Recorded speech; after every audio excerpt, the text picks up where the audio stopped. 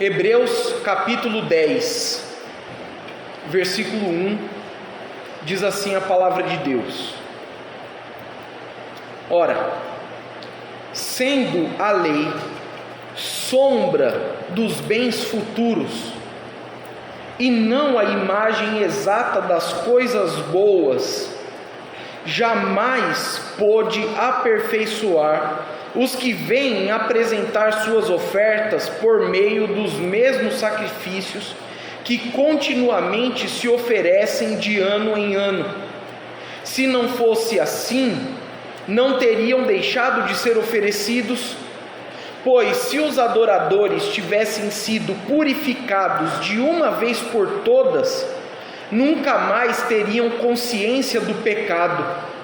Porém, por meio desses sacrifícios, se faz recordação dos pecados a cada ano, pois é impossível que o sangue de touros e de bodes apague pecados.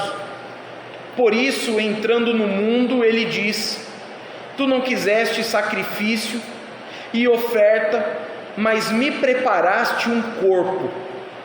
Não te agradaste de holocaustos e ofertas pelo pecado. Então eu disse: Estou aqui, no rolo do livro está escrito a meu respeito, para fazer, ó Deus, a tua vontade.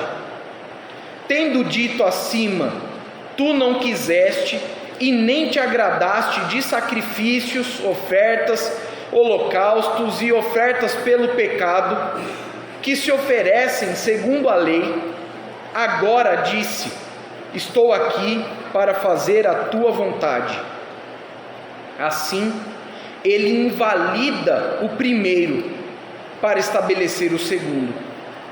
É nessa vontade que fomos santificados, pela oferta do corpo de Jesus Cristo, feita de uma vez por todas. A palavra de Deus nos ensina vários aspectos acerca do plano de Deus para a redenção da humanidade.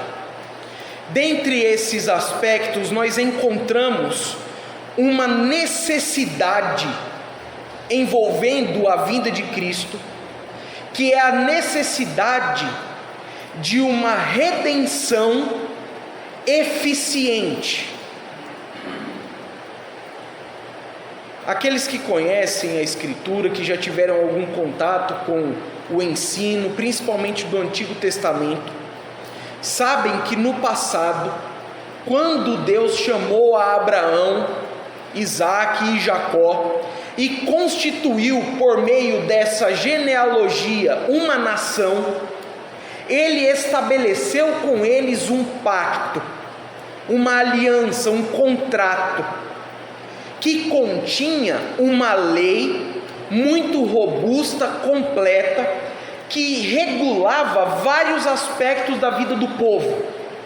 O propósito dessa lei era fazer com que o povo andasse de modo adequado ao Senhor daquela nação, que era o próprio Deus. O Senhor estabeleceu nessa lei um modo de culto, a fim de essas pessoas poderem permanecer na sua presença, habitando na terra que foi prometida e que Ele de fato concedeu a essa nação, a nação de Israel. O livro de Hebreus explica com muitos detalhes a forma como esse culto acontecia, enfatizando todos os aspectos dele: o sacerdócio, os sacrifícios, o propósito de tudo que acontecia naquela celebração, naquele ato de adoração a Deus. E ele faz isso nos apresentando um problema que esse antigo sistema de adoração não era capaz de resolver. Ele faz isso nos mostrando que aquele antigo sacerdócio, aquele antigo modelo de culto, aquele antigo formato de sacrifícios era insuficiente para trazer a redenção à humanidade. É então que ele nos apresenta a resposta, que obviamente é a vinda de Jesus Cristo. É sobre isso que nós vamos discorrer hoje. Estamos num trecho aqui no livro de Hebreus, já no final do argumento do autor, onde ele está explicando aquilo que Cristo fornece pela nova aliança, como ele é um mediador superior a todo aquele sistema de culto antigo. Ele é melhor do que os sacerdotes levitas, porque ele tem um sacerdócio superior. Ele é melhor do que os sacrifícios que eram oferecidos continuamente, porque ele oferece um sacrifício que é eficiente para perdoar pecados. Nesse momento, no capítulo 10, a explicação se dá com o embasamento em um texto do Antigo Testamento. Ele vai trazer um argumento em defesa disso que eu acabei de dizer, da superioridade do ministério de Cristo, da sua mediação na relação dos homens com Deus, sobretudo na mediação num novo sistema que é chamado de nova aliança. Veja só, no versículo 1, ele começa dizendo o seguinte: ora, sendo a lei sombra dos bens futuros e não a imagem exata das coisas boas. Ele começa com essa comparação que vai se estender aqui até o final do argumento. A lei é todo o livro que foi entregue por Moisés aos israelitas. A lei, ela é composta dos 10 mandamentos, mas não só dos 10 mandamentos, ela é mais ampla do que isso. Inclusive, tanto o capítulo 9 como o capítulo 10 estão muito atrelados a Levítico capítulo 16. Levítico capítulo 16 é o texto da lei que fala do dia da expiação. Nós já vamos adentrar em mais detalhes sobre isso, mas por hora cabe explicar o que compõe essa lei. A lei é a revelação completa desse pacto de Deus com Israel, que nós chamamos de Pentateuco ou de Torá. São 5 primeiros livros da Bíblia: Gênesis, Êxodo, Levítico, Números e Deuteronômio. Essa lei era o sistema que regulava a vida do povo de Israel. E o autor aqui, ele traz uma informação importantíssima sobre o que é a lei. A lei não era um fim em si mesma. Pelo contrário, a lei servia a outro propósito que não ela mesma. Ela foi posta como um intermediário provisório nesse relacionamento do homem com Deus. Por que provisório? Porque a lei é uma sombra. É interessante que o autor aos Hebreus aqui usa a mesma comparação que o apóstolo Paulo em Colossenses capítulo 2. Ele fala a mesma coisa sobre a lei. Ele diz que a restrição de alimentos, a guarda de dias, essa coisa e outra coisa, todos os componentes da lei, eles eram a sombra, mas a realidade é Cristo. Aqui o autor aos Hebreus faz a mesma analogia. Ele apresenta a lei não sendo como a imagem final, a imagem perfeita, mas como um reflexo, e um reflexo sombrio, onde apenas alguns traços do objeto real podem ser discernidos. Então ele diz: a lei é a sombra dos bens futuros e não a imagem exata das coisas boas. O propósito do autor, ao fazer essa comparação, é justamente nos fazer perceber que agora existe algo que é superior ao que havia anteriormente. Ele quer nos mostrar que agora nós podemos contemplar o objeto real, nós podemos averiguar aquilo que é o cumprimento daquilo que pré-anunciou. Ou seja, a lei foi uma forma de divulgação de algo que viria. A lei foi uma forma de profecia daquilo que viria. Que ele diz aqui são coisas boas. Ele diz que são bens futuros, não especificando ainda, mas é claro, dentro do contexto, isso é evidente. Ele está falando acerca da vinda de Cristo e todos os benefícios que estão conectados a essa vinda. Fazendo essa afirmação inicial, o autor prossegue na sua argumentação. A primeira coisa que precisamos entender: essa antiga lei, esse antigo sistema, ele não era o final, ele era apenas um anúncio do que viria. E agora nós temos uma demonstração da sua ineficiência. Ineficiência para alcançar o objetivo da redenção.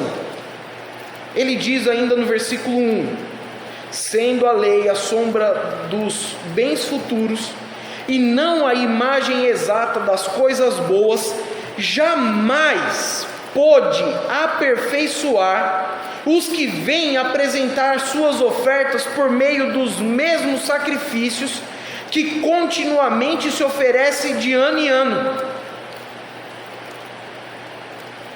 Essa lei, ela não era capaz de aperfeiçoar os ofertantes, os adoradores, os praticantes daquele culto. Mas o que seria esse aperfeiçoar? O que seria esse aperfeiçoar? No contexto tem vários outros termos que são paralelos a esse, que o autor usa.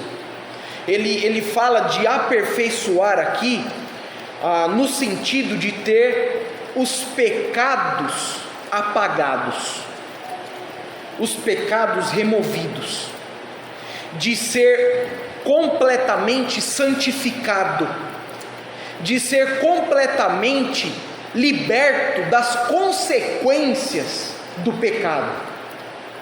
E nós sabemos disso porque isso aparece mencionado em vários versículos. Por exemplo, o versículo 4, ou melhor, o versículo 2, dando sequência aqui na explicação, ele diz: se não fosse assim, não teriam deixado de ser oferecidos. Ele fala dos sacrifícios, pois se os adoradores tivessem sido purificados, ele usa outro termo, de uma vez por todas, nunca mais teriam consciência do pecado.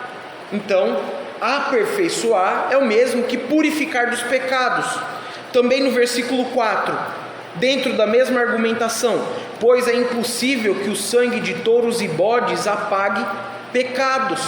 Aquele antigo sistema não era capaz de aperfeiçoar. Em outras palavras, ele não era capaz de perdoar pecados.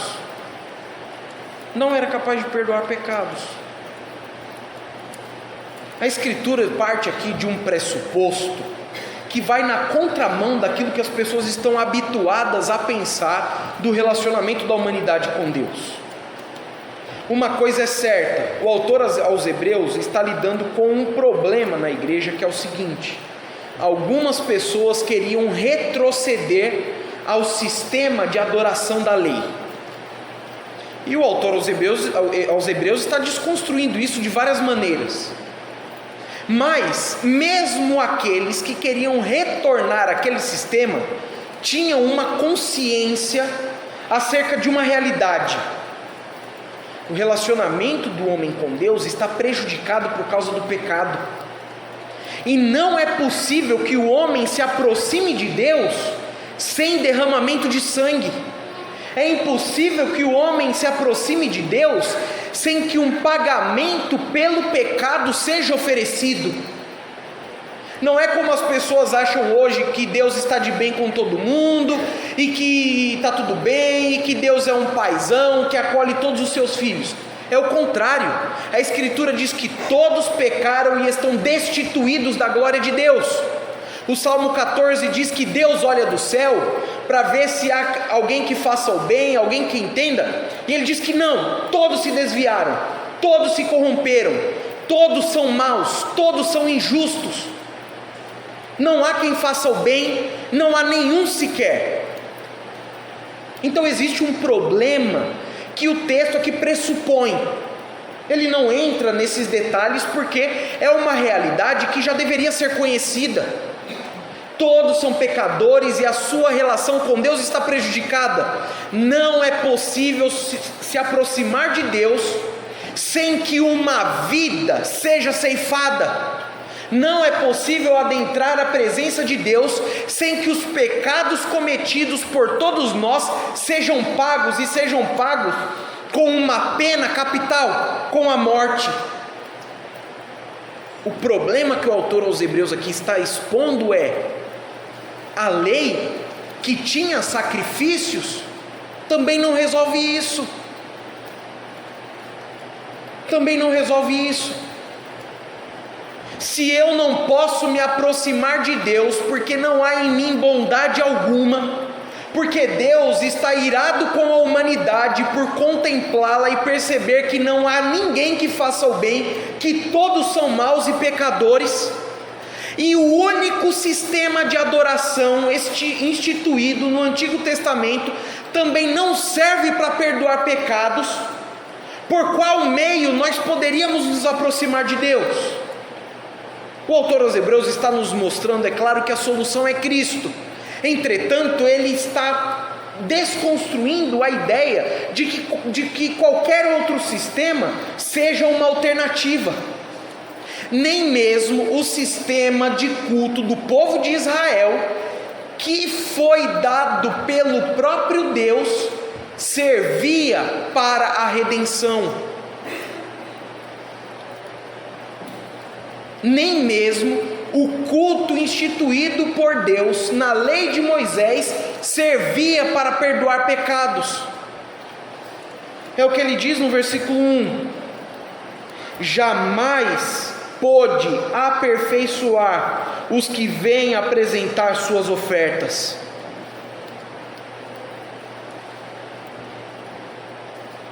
Diante disso, surge uma pergunta: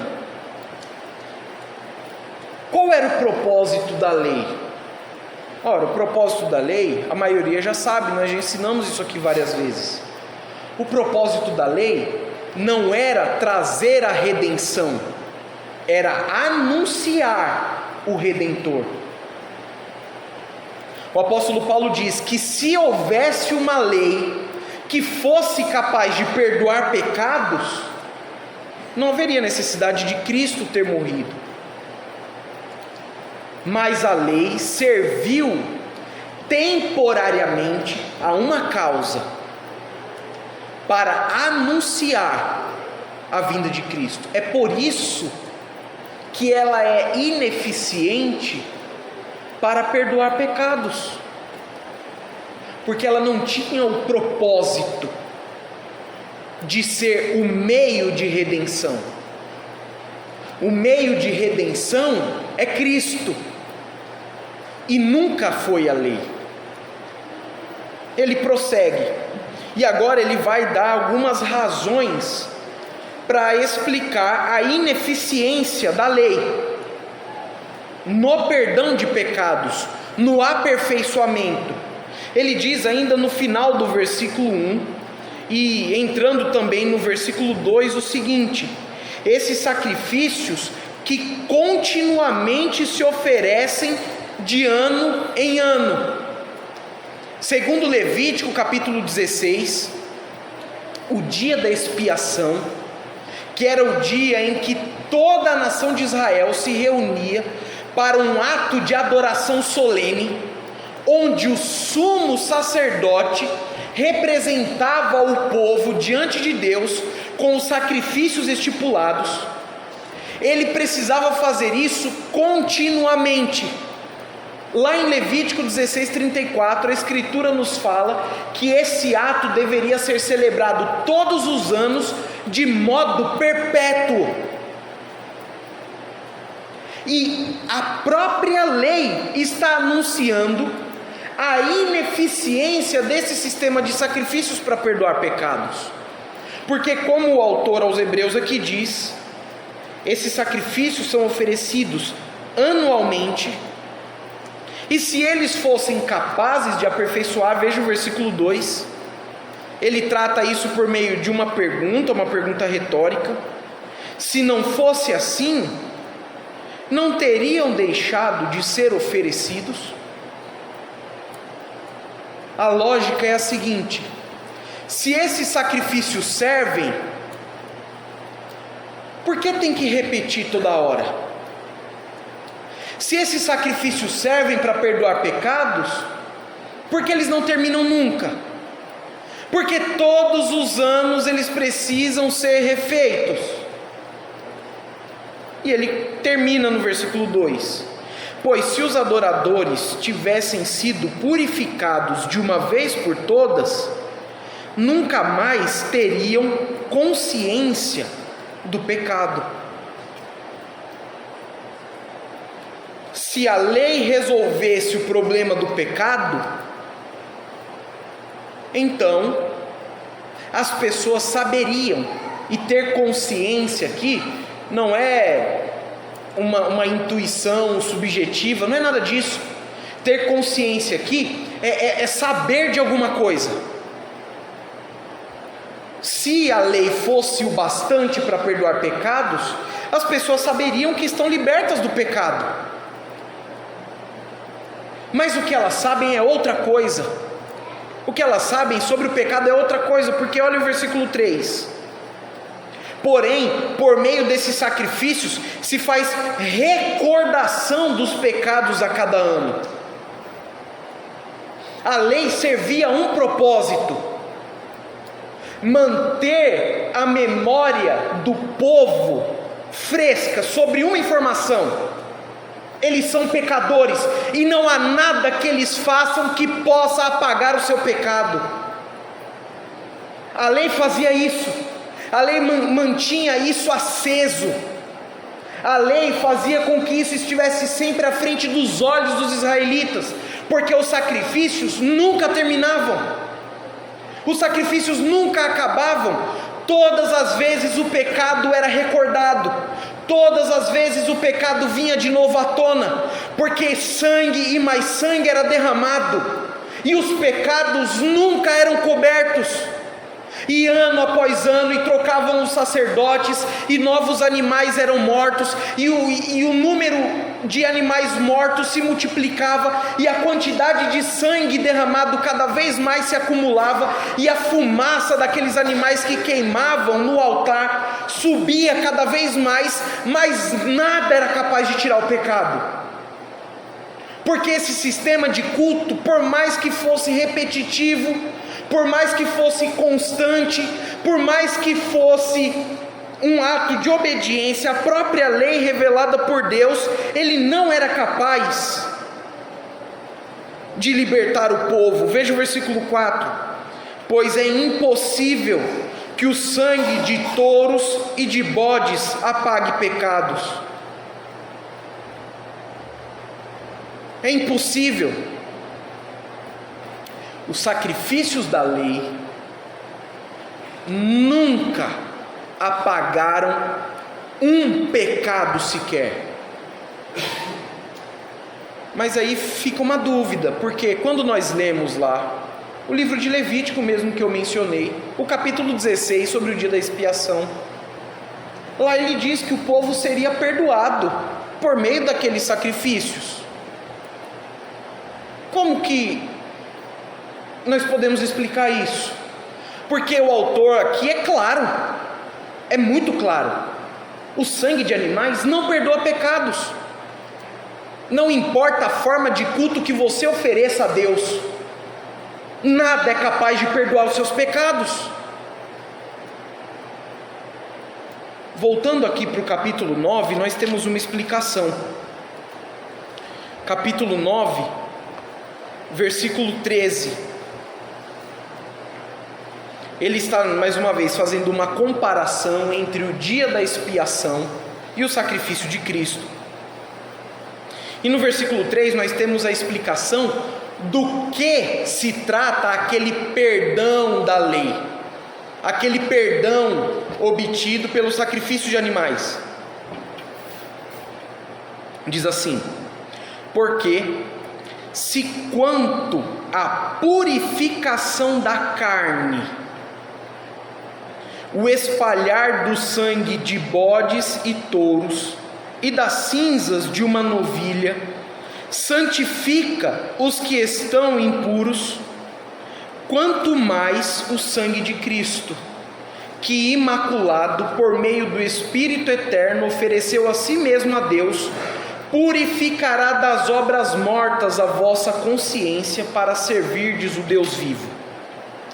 A comparação feita aqui no capítulo 9 é o seguinte: assim como o sacrifício de animais era eficiente para o seu propósito, muito mais eficiente é o sacrifício de Cristo para purificar os homens de todos os pecados. Agora, quando nós lemos o versículo 13, há algo que precisa ficar em destaque para nos ajudar a compreender o que ele diz ali no capítulo 10, onde estamos estudando. Ele diz que essa purificação pelo sangue de animais era uma purificação da carne. Em outras palavras, o que isso quer dizer? A própria lei afirma isso. Os sacrifícios que eram feitos no Antigo Testamento, eles tinham o propósito de tratar da vida material da nação de Israel como um vassalo no seu relacionamento com Deus. O que isso quer dizer? Isso quer dizer que Deus era um governante supremo. A nação de Israel vivia numa teocracia. Era um governo onde o Senhor era uma autoridade suprema. Havia a mediação de um rei, que o próprio Senhor tinha estabelecido, e dentro dessa relação do Senhor com uma etnia, com o povo de Israel, havia um regulamento. Esse regulamento tinha uma prescrição de bênçãos e maldições condicionados ao comportamento do povo, para evitar as maldições da lei, que eram doenças, guerras, catástrofes e coisas dessa natureza material. Os sacrifícios eram oferecidos. O que é essa purificação da carne? Essa purificação da carne é a manutenção da vida do povo de Israel na velha aliança, no velho pacto com o Senhor. Os sacrifícios tinham o propósito de evitar a morte, que constava como maldição da lei. E com esse objetivo eles eram oferecidos, mas nunca com o objetivo de perdoar pecados, no sentido de conceder a redenção. O que era então o perdão que a pessoa obtinha? Na lei naquele antigo regime? Era o perdão civil e religioso nessa nação governada por Deus, mas não era o perdão de pecados para a salvação eterna.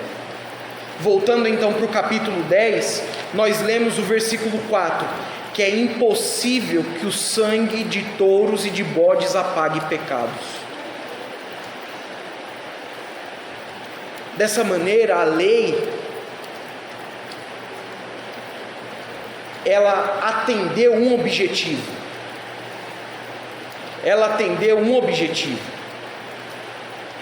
E o objetivo foi mostrar o problema do pecado e a necessidade de um redentor que pudesse apagar os pecados de uma vez por todas. A lei é um grande anúncio da necessidade que a humanidade tem de um sacrifício substitutivo em nosso lugar, que seja completo e definitivo no que diz respeito ao perdão dos nossos pecados. É então que ele prossegue no versículo 5, nos explicando como Deus resolveu essa questão. Por isso, entrando no mundo, ele diz: tu não quiseste sacrifício e oferta, mas me preparaste um corpo. Não te agradaste de holocaustos e ofertas pelo pecado. Então eu disse: estou aqui. No rolo do livro está escrito a meu respeito para fazer, ó Deus, a tua vontade. A partir do versículo 5 até o versículo 7, ele cita Salmo 40. Ele cita o Salmo 40, do versículo 6 até o versículo 8. Ali naquele salmo, Davi é o autor. Davi está falando do seu próprio relacionamento com Deus, porém em um trecho que o autor de Hebreus interpreta como sendo um cumprimento na vinda de Cristo. Ele faz um anúncio,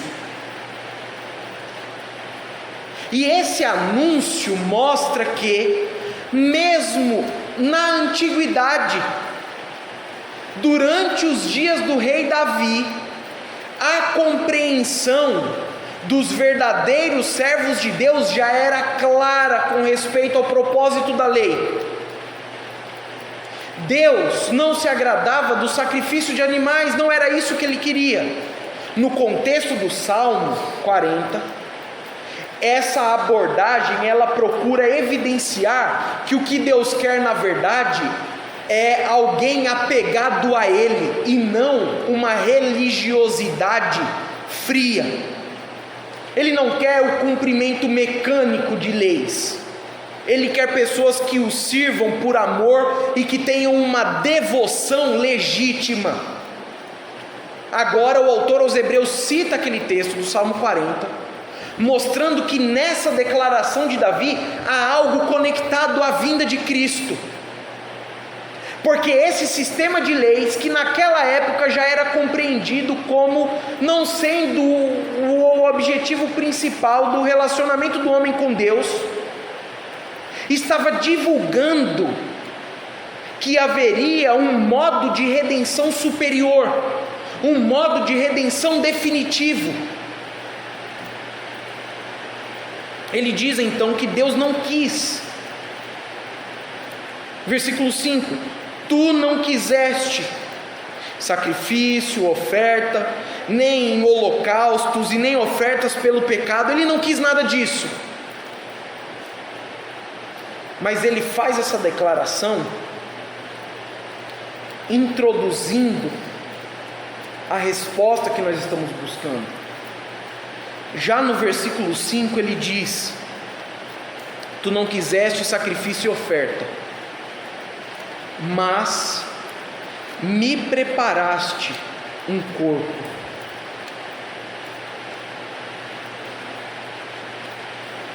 Quem é que fala aqui? Quem é que fala? Porque a forma como está escrito é na primeira pessoa. Quem é que fala? O contexto evidencia que é Cristo. Nós concluímos isso por causa do que está escrito no versículo 10, quando ele é identificado, depois da explicação desse trecho. Mas Cristo diz: tu não quiseste sacrifício e oferta, mas me preparaste um corpo. E ele diz isso depois de o autor aos Hebreus aqui introduzir da seguinte maneira: entrando no mundo. Veja só do que ele está falando. Ele está falando daquilo que nós chamamos de encarnação. Ele está falando do ato da divindade vir ao mundo para resolver o problema que nós éramos incapazes, não importa qual fosse o modelo de culto que adotássemos, não importa quanto sangue fosse derramado, Deus teve que vir ao mundo, e tendo de vir ao mundo, um corpo foi preparado. E o que ele está querendo dizer aqui com um corpo foi preparado, no meio dessa declaração que Deus não aceitou os sacrifícios de animais? Ele está querendo dizer que um corpo foi preparado para o sacrifício. Um corpo foi preparado para o sacrifício. Isso significa que Cristo entrou no mundo com o propósito de trazer um sacrifício perfeito, definitivo, mas que não era um sacrifício de um animal, mas que era o sacrifício do próprio Deus encarnado. Ele veio e assumiu a forma humana, ele obteve um corpo humano por meio do nascimento, para ser morto, para ser sacrificado, para ser posto no altar, porque Deus rejeitou qualquer outra forma de sacrifício. Então ele entra no mundo possuindo um corpo, ele entra no mundo possuindo um corpo, e de modo voluntário, ele assume essa responsabilidade. Veja o versículo 7. Então eu disse: estou aqui, no rolo do livro está escrito ao meu respeito, para fazer, ó Deus, a tua vontade. Então ele vem segundo a vontade do Pai, mas voluntariamente, oferecendo a sua vida num corpo humano, como sacrifício, por causa dos nossos pecados, pois não havia outro meio de obter redenção.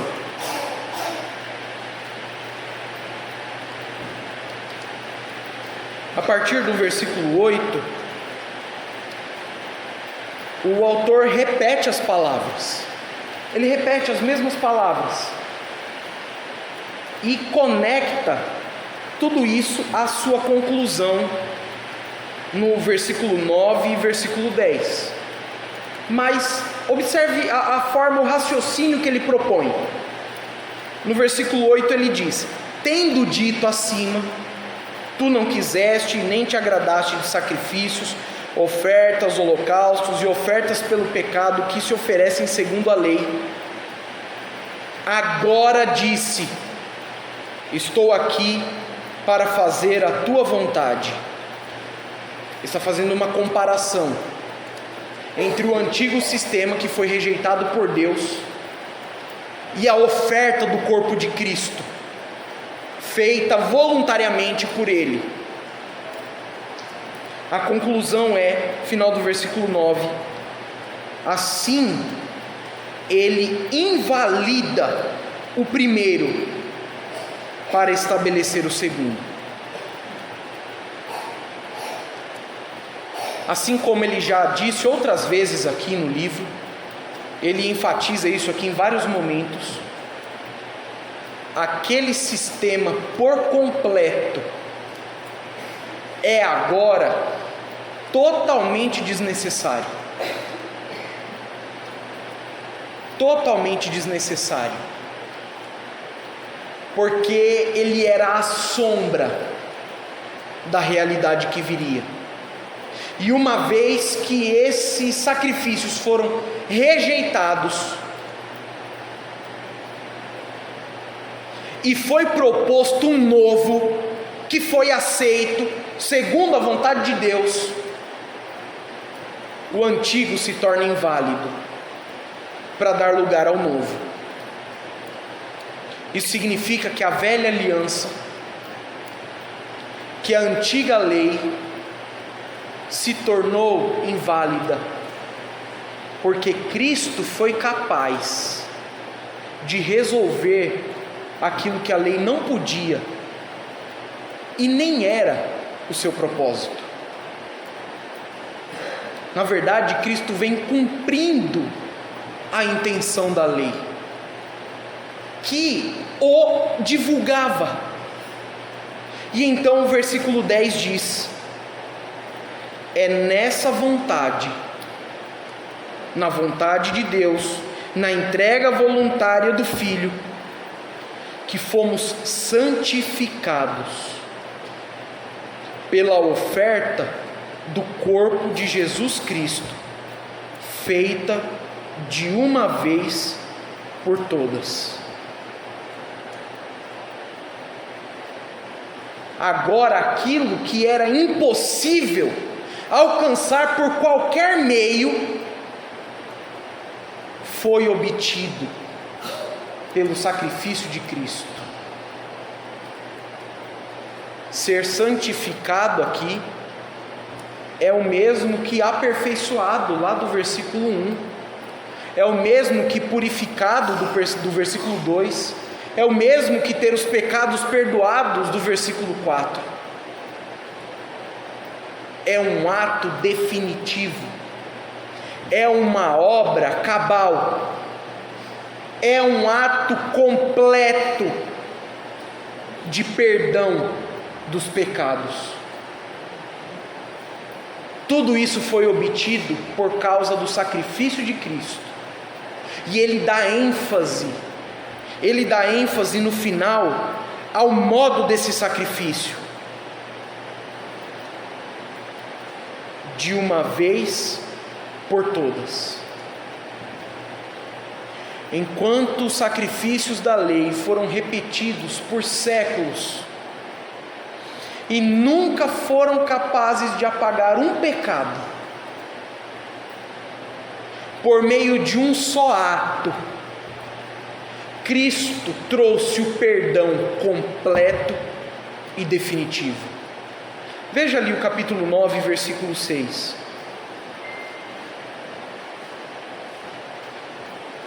Ou melhor, versículo 25.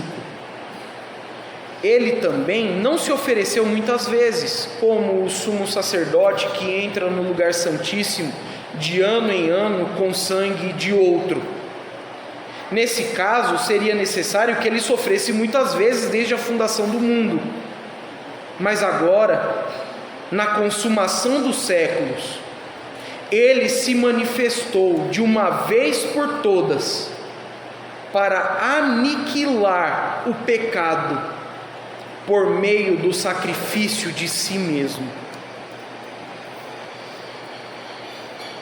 Isso significa que em Cristo, o nosso problema do pecado, que nos separa de Deus, que nos torna seus inimigos, é resolvido para sempre, por meio de um só ato, por meio daquilo que ele veio realizar nesse mundo, por meio de um corpo humano, da forma humana que ele assumiu, da natureza humana completa que ele obteve na encarnação, o perdão de pecados foi conquistado definitivamente.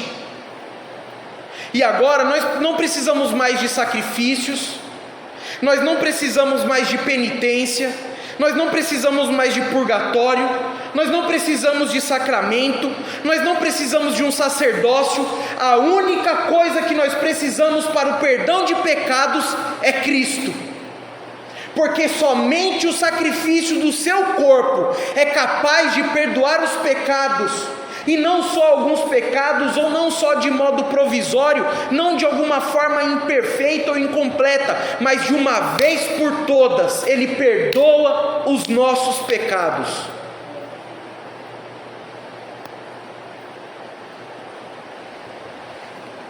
Os judeus confundiram aquele antigo sistema como um meio de redenção, mas ele nunca foi. Ele era só um anúncio do Redentor, porque é só por Cristo, nenhum outro, que nós podemos obter a absolvição da nossa culpa, o perdão dos nossos pecados.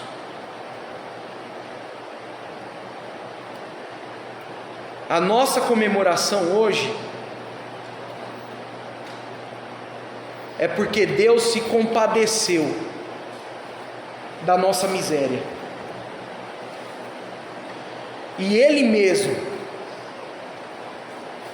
providenciou um sacrifício, entregando o seu próprio Filho para sofrer a pena de morte que era minha.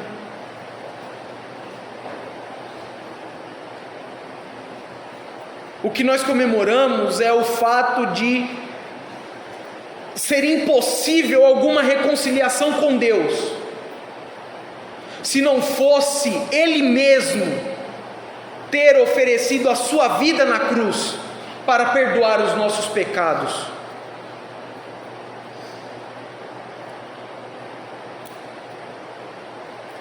O que nós comemoramos hoje é que Cristo veio ao mundo para trazer perdão completo e definitivo pelo sacrifício do seu próprio corpo.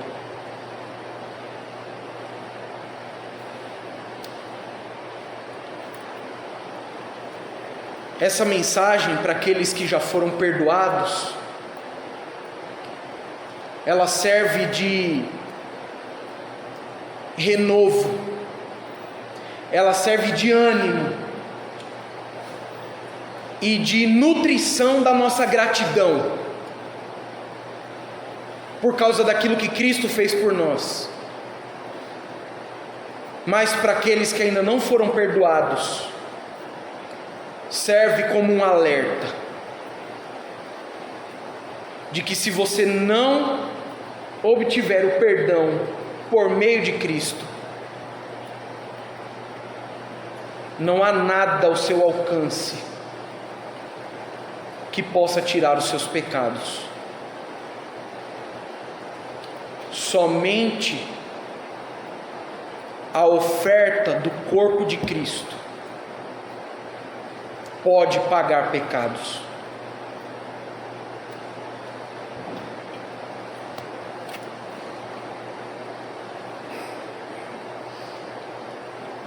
Eu quero concluir com a leitura do capítulo 9, versículo 15,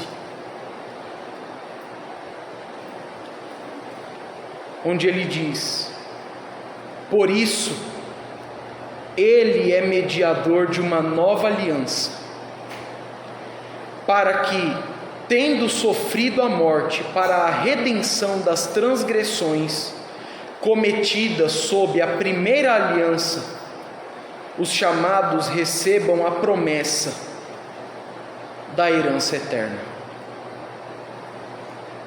Vamos orar. Nós te agradecemos, Senhor Deus, por ter enviado o seu próprio Filho ao mundo,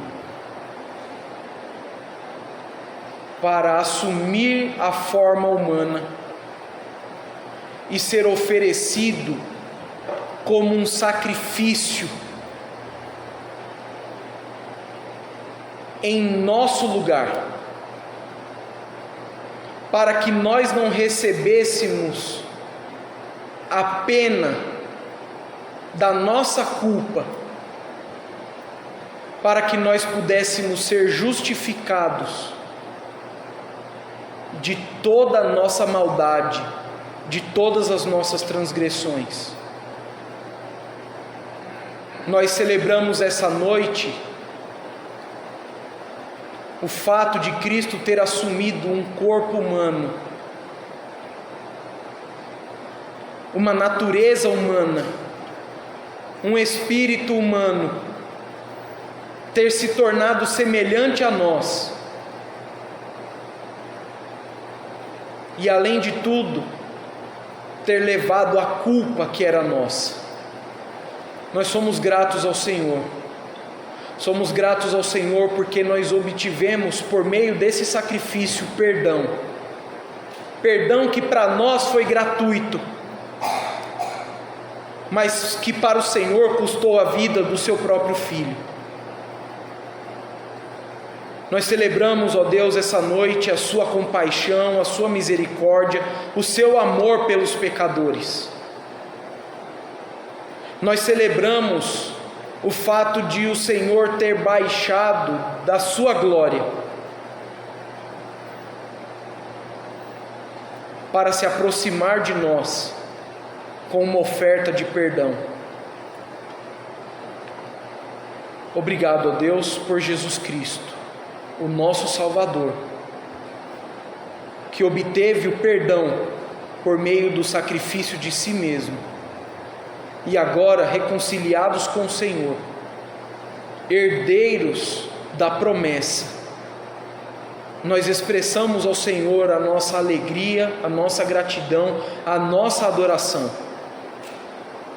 também na expectativa do nosso encontro com o Senhor, por meio de quem fomos perdoados. Pedimos, ó Deus, que o Senhor continue abençoando essa noite de celebração,